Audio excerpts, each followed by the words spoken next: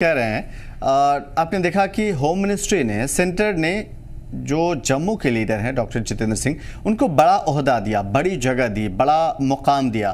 तो जाहिर है कि क्या अवाम इस चीज़ को नहीं देख रही है कि इतने बड़े पैमाने पर मुल्क के किसी भी लीडर को उतना बड़ा मुकाम नहीं मिला जो जम्मू के लीडर को मिला?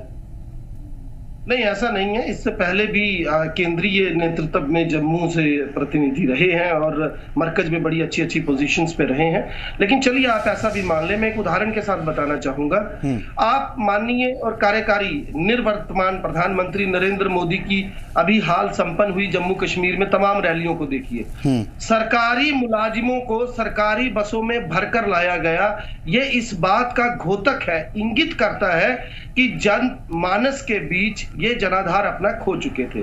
दूसरी बात मैं फिर से कहूंगा, आप डॉक्टर जितेंद्र सिंह का हवाला दे रहे हैं। मैंने आपको एक उदाहरण देकर बताया कि ये वो सांसद हैं जो अपने संसदीय क्षेत्र के एक गांव को आधिकारिक तौर पर गोद लेने के बाद उससे मुकर जाते हैं और आज भी उस गांव के जमीन में लोगों की लाशें दफन है। तो आप क्या सोचते हैं कि वो लोग इनको वोट करेंगे? ठीक है, इसका जवाब ले लेते हैं। प्रेमनाथ जी हमारे दरमियान मौजूद हैं। प्रेम साहब, बहुत सारे सवालात उठ रहे हैं, क्या लग रहा है आपको? पहले तो मैं टिप्पणी चाहूंगा जम्मू के दोनों सीटों पर बीजेपी की। देखिए, धन्यवाद आपका जी। बात यह है कि मुझे लगता है मेरे दोनों मित्र जो हैं पीडीपी से और जो कांग्रेस से हैं, वो अभी भी इलेक्शन मोड में हैं। मैं इनको बताना चाहूंगा कि चुनाव खत्म हो गया है। ये अभी भी वही स्पीचें रिपीट कर रहे हैं जो चुनाव से पहले बोला करते थे। अब रही बात, मुझे डिफेंड नहीं करना चाहिए, वो मीडिया सक्षम है इस चीज को डिफेंड करने में। इनको सारा जो मीडिया जो है वो सारा चरण चुंबक लगता है, ठीक है ना। जो सच बोलेगा वही चरण चुंबक है इनके लिए। तो बात यह है कि परसों बड़ा देर नहीं है, परसों के बाद सारी चीजें सामने आ जाएंगी कि ये जो चीजें जो एग्जिट पोल आ रहा है ये एग्जैक्ट में कैसे बदलता है।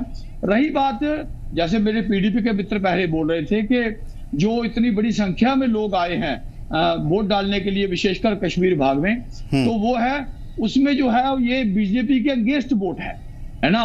तो मैं ये कहूंगा कि एक तरह से हमारी ये जीत है कि जब 40-50% या 60% लोग वोट देने आ रहे हैं, ये बहुत बड़ी बात होती है कि एक राजनीतिक तंत्र के लिए बहुत बड़ी जीत होती है ये, है ना।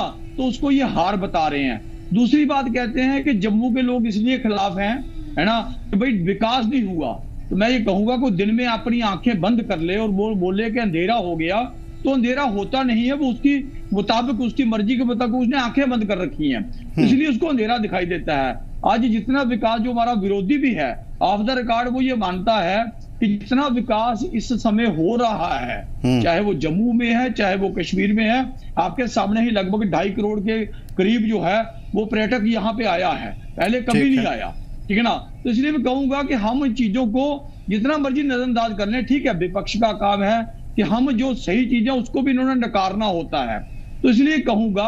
और रही बात डॉक्टर जितेंद्र सिंह जी की, मैं आपको फिर कह रहा हूँ 2014 में जीते, 19 में वो रिकॉर्ड, जगदीप साहब जवाब लेंगे आपसे, जीते हैं वो। जी जी जी जी 3 बिल्कुल प्रेम साहब आप अपनी बात पूरी करिए।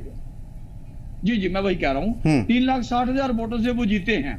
तो ये दिखाता है कि उस आदमी ने काम किया है। ये दुर्भाग्य है हमारे देश का और खासकर ये हमारे प्रदेश का कि जब भी कोई आदमी हमारा आगे बढ़ा तो हमने उसको स्वीकार नहीं किया, हम एक दूसरे की टांग ही खींचते रहे।